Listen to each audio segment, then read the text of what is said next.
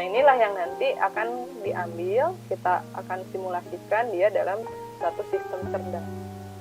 Contohnya sistem cerdas itu kan nanti dia seperti bagaimana caranya dia menanggapi inputan dari lingkungan sekitar itu sehingga dia bisa berperilaku.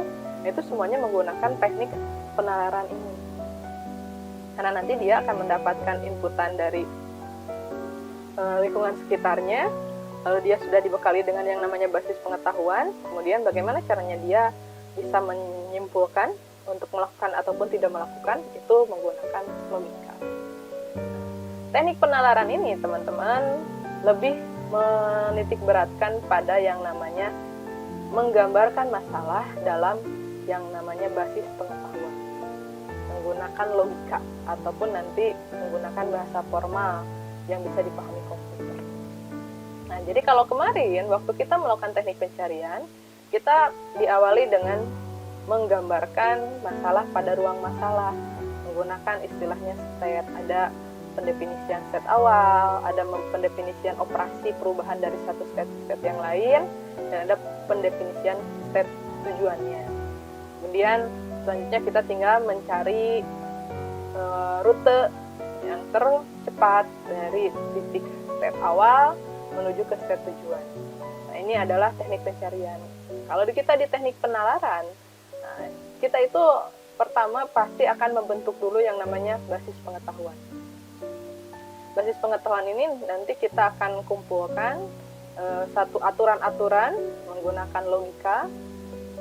Kemudian juga nanti dia akan menambahkan juga pengetahuan yang dia dapat dari lingkungan sekitar, sehingga dari lingkungan sekitar dan dari aturan logikanya itu bisa dibuatkan satu kesimpulan untuk menemukan suatu solusi, apakah kita akan mengerjakan ataupun tidak akan mengerjakan.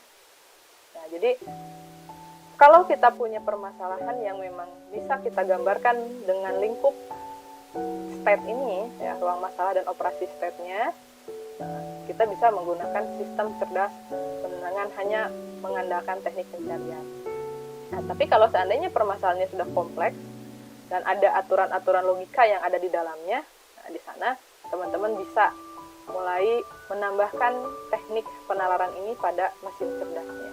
Nah, cuman memang kita juga bisa mengkolaborasikan pencarian dengan penalaran. Nah, cuman memang untuk lingkup masalah yang sudah cukup besar, nah, kita mulai beranjak tidak hanya mengandalkan teknik pencarian, tapi juga menambahkan adanya kemampuan untuk melakukan penalaran. Jadi memang fokusnya pada teknik penalaran ini adalah bagaimana caranya kita bisa membangun base pengetahuannya.